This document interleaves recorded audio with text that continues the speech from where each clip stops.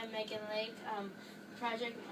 The title of my project is called Dizziness Recovery Time versus Age. So my question was, how does age affect recovery time and dizziness? So I came up with my hypothesis that the older the age, then the longer it would take to recover. So I had 3 age groups of 10, one age group with children from the ages 6 to 10, and a teen age group from the ages 12 to 14, and an adult group from the ages 25 and up.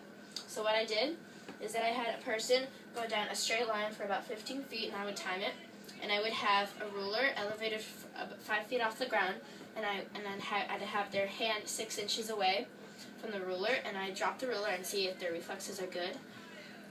And after that, I would have them stand on the mats and have a baseball bat on the ground, and they would put their head on the baseball bat, and they would do 5 spins around the baseball bat.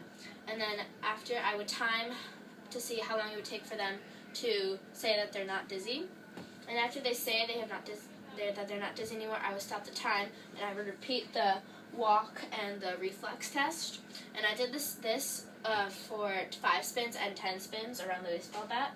And my results were that the children and teenagers took about the same recovery time for 10 spins, and the adults, for both 5 and 10 spins, they both took a long time. And my conclusion was that as the age grew, the recovery time took longer. And thank you for listening to my presentation.